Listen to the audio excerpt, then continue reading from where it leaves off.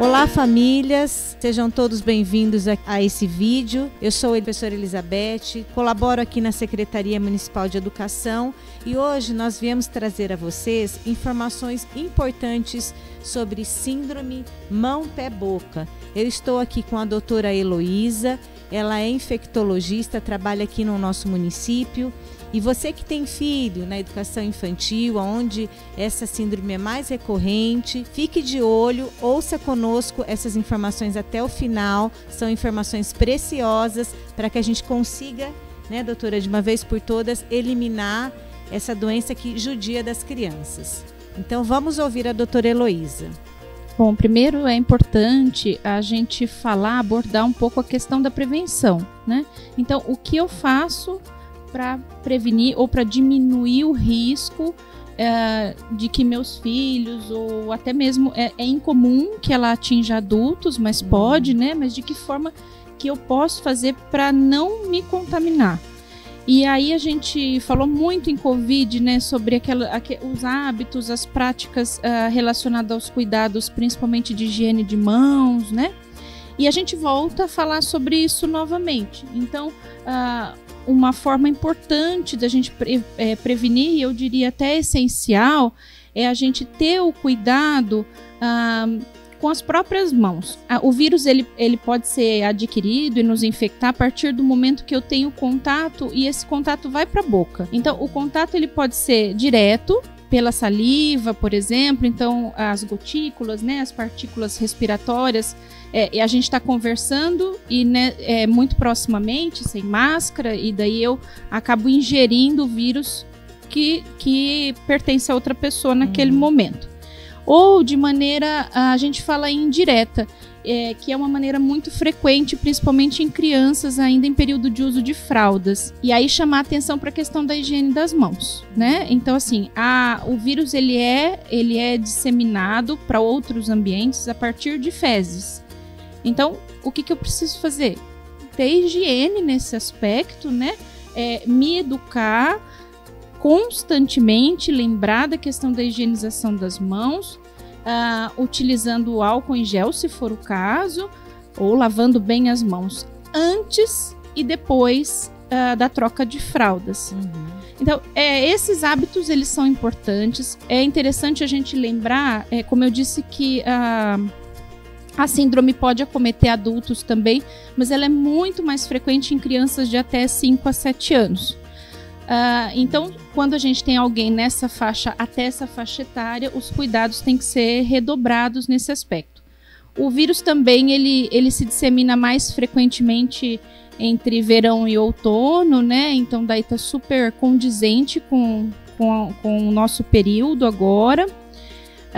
E aí é importante o quê? Depois que eu tive contato, ou seja, eu tenho uma criança dentro de casa, meu filho, minha filha, a criança, ela já é sabidamente portadora do vírus, já manifestou a síndrome, né? E aí a gente pode falar um pouco sobre isso, quais são as características, mas a partir do momento que isso acontece, é importante que a gente bloqueie a transmissão também. Então, a gente tem o papel de tentar impedir que os nossos sejam infectados, mas a gente tem o papel também de tentar impedir que os outros sejam infectados. E esse processo basicamente é manter a criança acolhida em casa com os hábitos que eu acabei de mencionar, procurando deixar a criança em casa por pelo menos uma semana. E essa uma semana geralmente também é o tempo para que as lesões elas comecem a secar um pouco mais. Então isso é importante para a gente tentar diminuir o risco de transmissão. A gente não impede, mas a gente diminui bastante. Entendi. Então, sempre prevalece aquela máxima dos cuidados com saúde relacionados à higiene, né? Do ambiente, da pessoa, né? e dentro de um mesmo ambiente, uma criança de uma mesma família pode passar para outra. Perfeito, exatamente. A dinâmica é super complexa, né, de manter esses hábitos de higiene bem, assim, regulares, porque ainda mais quando a gente tem um ambiente de criança, que é tudo muito movimentado, agitado, então às vezes é difícil a gente ter sempre esses hábitos, né, regulares. E é para isso também que a gente vem aqui, para lembrar o porquê que isso é importante. O que cada família pode ajudar para minimizar os impactos, né? Tem que tomar muito líquido. Que dica que você dá nesse sentido? Primeiro que às vezes é difícil fazer o diagnóstico logo no princípio. Existem várias infecções que começam da mesma maneira, né? Uma febrinha, se for uma criança pequena, às vezes fica mais chorosa, recusa alimentar. Então, criança fez febre, lugar de criança com febre não é a escola, porque a gente não sabe até que ponto também isso pode ser transmissível. Depois que as lesões aparecem, né? Já fica mais fácil de caracterizar. Não que não possa ser confundido com outras doenças também, mas já fica mais fácil de caracterizar.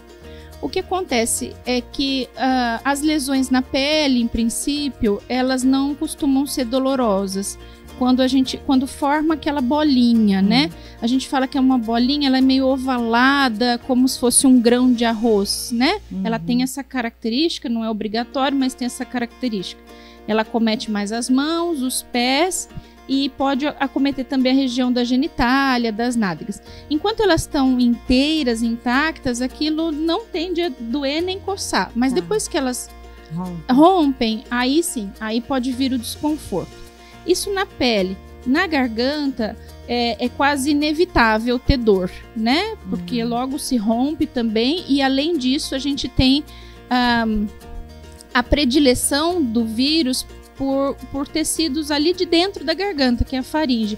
E isso faz uma lesão direta também, além das feridinhas, que daí já não são mais bolinhas, são como se fossem pequenas bolhas que também vão se romper. E aí, neste processo, qual é o risco maior que a criança corre? Não digo maior, mas mais frequente. É a desidratação. Porque primeiro se a criança tem febre, ela já tem chance de desidratar. Ela perde líquido a partir da desidratação. Segundo, que o próprio fato dela estar doentinha já traz para ela uma recusa alimentar. Então, vem aí menor ingesta, né? A ingesta de água, ela também faz parte da alimentação, né? Então, às vezes, no próprio alimento sólido tem bastante água também.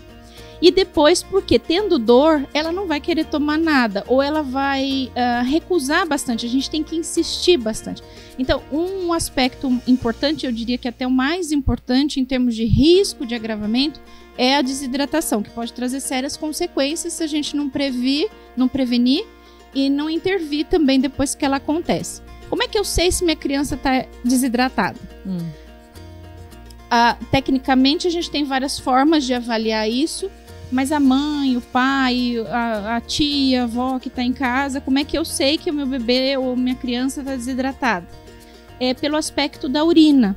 Então, a nossa urina, seja de criança pequena, criança maiorzinho, adulto, idoso, a nossa urina ela tem que ser amarelo clara. Quase transparente, mas não transparente. Não incolor, desculpa. Sim. Quase incolor, mas não incolor. Então ela tem que ser amarelo claro, a nossa urina. Se a urina começou a ficar escurecida, opa, tem alguma coisa errada aí. Isso é um sinal de que a criança já está consumindo menos líquido do que precisa naquele momento, portanto já tem um risco de desidratação. Esse cuidado é o principal, é a hidratação. Então, tive uma criança que está suspeita ou já foi confirmado, foi avaliado por algum profissional de saúde e é síndrome mão-pé-boca, eu tenho que resguardar a minha criança, ter os cuidados sempre que possível dentro de casa, de higienização de mãos. É difícil às vezes separar cômodo, isso vai depender da rotina de cada um, mas principalmente higienização de mãos, superfície, utensílios, manter tudo muito limpinho. Essa criança está resguardada, ela está sendo hidratada e a gente vai observando se acontece alguma outra alteração que seja bem menos frequente, mas que pode acontecer. criança ficar sonolenta, mudar qualquer alteração, a gente fala neurológica, né? No comportamento, isso é motivo para buscar atendimento imediato.